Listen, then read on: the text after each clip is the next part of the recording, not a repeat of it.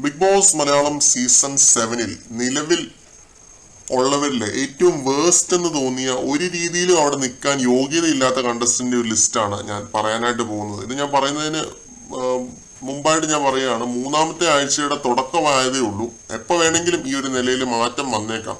കാരണം അതാണ് big boss എന്ന ഷോയുടെ ഏറ്റവും വലിയ പ്രത്യേകത. ഒരേ ഒരു അഭ്യർത്ഥനയേ ഉള്ളൂ, നിങ്ങൾ ഈ ചാനൽ സബ്സ്ക്രൈബ് ചെയ്തിട്ടില്ല എന്നുണ്ടെങ്കിൽ പ്ലീസ് സബ്സ്ക്രൈബ് ചെയ്യണം, സപ്പോർട്ട് ചെയ്യണം. Thank you. അധികം വൈകിപ്പിക്കാതെ നമുക്ക് നമ്മുടെ വീഡിയോയിലേക്ക് കിടക്കാം. വേസ്റ്റ് കണ്ടസ്റ്റൻസിന്റെ ഒരു ലിസ്റ്റ് എടുക്കുന്ന സമയത്ത് അതിൽ ആരാണ് ആദ്യം വരേണ്ടതെന്ന കാര്യത്തിൽ ഒരു ആശയക്കുഴപ്പം കഴിഞ്ഞ സീസണിലൊക്കെ നമുക്ക് ഉണ്ടായിരുന്നു. ഈ സീസണിൽ അങ്ങനെ ഒരു ആശയക്കുഴപ്പമേ ഇല്ല. കാരണം ഡിപ്ലോമാറ്റിക് സ്റ്റാൻഡ് എടുത്ത് സേഫ് ആയിട്ട് നിന്ന് കളിക്കുന്ന സേഫ് ഗെയിം കണ്ടസ്റ്റൻസ് ഈ സീസണിൽ ഒരുപാടുണ്ട്. ആദ്യം പറയുന്ന പേര് ഒനിയൽ സാബുവിന്റെ ആയിരിക്കും. ഡാർക്ക് സോണിലേക്ക് പോയി തിരിച്ചു വരുമ്പോഴത്തേക്ക് ഒരു ഇംപ്രൂവ്മെന്റ് ഒക്കെ ഉണ്ടാവുമെന്ന് പ്രതീക്ഷിച്ചതാണ്, ഒരു പവറായി വരുമെന്ന് പ്രതീക്ഷിച്ചതാണ്. പക്ഷെ ഇതുവരെ ഒരു രീതിയിലുള്ള ചലനങ്ങളും ഒനിയിൽ ആ വീട്ടിൽ ഉണ്ടാക്കിയിട്ടില്ല. സേഫ് ആയിട്ടുള്ള ഡിപ്ലോമാറ്റിക് സ്റ്റാൻഡ് എടുത്ത് നിൽക്കുന്നതായിട്ടാണ് തോന്നുന്നത്. ആകെ റെനയ്ക്ക് മറ്റേ സെർലാക്ക് എന്ന് പേരിട്ട് ഒരു ഒറ്റ സാധനമുണ്ട് പറയാനായിട്ട്. പുള്ളി പ്രത്യേകിച്ച് ഒന്നും തന്നെ അവിടെ ചെയ്തിട്ടില്ല. ഒരുപാട് പ്രതീക്ഷകൾ നൽകി അകത്തേക്ക് കയറിയതാണെങ്കിലും ഒരു ഗെയിമും ആർക്കെതിരെ അവിടെ കളിക്കുന്നതായിട്ട് ലൈവിൽ കണ്ടിട്ടില്ല. ഒരു ഗെയിം പ്ലാൻ ഇല്ല പുള്ളിക്ക് എന്നുള്ളതാണ് സത്യം.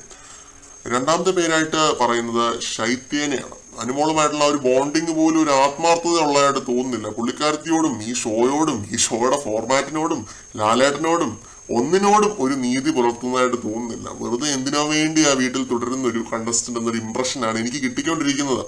അത് മാത്രമല്ലെന്നേ, സീസൺ 4 നിമിഷയൊക്കെ ആയിരുന്നു അഡ്വക്കേറ്റ്. ഇതാണോ അഡ്വക്കേറ്റ്? ഒനിയൽ സാബു ആണെങ്കിലും ശൈത്യയാണെങ്കിലും ഇവർക്ക് രണ്ടുപേർക്കുമാണ് ഏറ്റവും കൂടുതൽ ആ വീട്ടിലൊരു ആഡഡ് അഡ്വാൻറ്റേജ് ഉള്ളത് ഇൻ ടേംസ് ഓഫ് വാക്ചാതുര്യം. നിമിഷയ്ക്ക് എന്ത് പ്രകടനമാണ് സീസൺ 4 കാഴ്ചവെച്ചത്. അൺമാച്ചബിൾ ആണ് ആ ഒരു പെർഫോമൻസ് ഒക്കെ. റോബിനെ പോലൊരു മുതലിനെയൊക്കെ നാക്കുകൊണ്ടും വാക്കുകളോടും അടിച്ചിട്ട ഒരു കണ്ടസ്റ്റന്റ് ആയിരുന്നു നിമിഷ. സീസൺ 4 കണ്ടിട്ടുള്ളവർക്കറിയാം. ഞാൻ കമ്പയർ ചെയ്യുമൊന്നുമല്ല, പക്ഷെ ആദ്യമായിട്ടാണ് ഇത്ര അലർന്ന രണ്ട് അഡ്വക്കേറ്റ്സിനെ ഞാൻ കാണുന്നത്. അടുത്തതായിട്ട് ഞാൻ പറയുന്ന പേര് കലാഭവൻ സരിക. പ്രത്യേകിച്ച് ഒരു ഗെയിം പ്ലാനും സ്ട്രാറ്റജിയും ഒന്നുമില്ല. എങ്ങനെയൊക്കെ അവിടെ നിന്ന് പോകണം എന്നുള്ള ഒറ്റ കാര്യമേ ഉള്ളൂ. അതിൽ കൂടുതൽ ഒരു എന്റർടൈൻമെന്റ് വാല്യൂ കാര്യങ്ങളോ ഒന്നും അവിടെ കൊടുക്കുന്നില്ല. ഗ്രൂപ്പ് ചേർന്ന് നിന്ന് ആളുകൾ എന്തെങ്കിലും പറയുന്നുണ്ടോ എന്ന് നോക്കി അതനുസരിച്ച് നിന്നിട്ടാണ് സംസാരിക്കുന്നത്. അതുകൊണ്ട് സരിക 3, 4 രേണുസുതി. ആകെ ഉണ്ടായിരുന്ന കാർഡായിരുന്നു വിക്ടിം കാർഡ്. ആ ചീട്ട് ലാലേട്ടൻ കീറി വിട്ടത് കൊണ്ട് ഇപ്പോൾ ഒരു ഗെയിമും ഇല്ല. അത് ഈച്ചേനെ വാട്ടി ആ വഴി നടക്കുന്ന കാഴ്ചയാണ് ലൈവിനകത്ത് കാണുന്നത്. ഉള്ള കാര്യം പറയാമല്ലോ, രേണുസുതി ഒരു BB മെറ്റീരിയൽ ആയിട്ട് എനിക്ക് ഒരിക്കൽ പോലും ഫീൽ ചെയ്തിട്ടില്ല.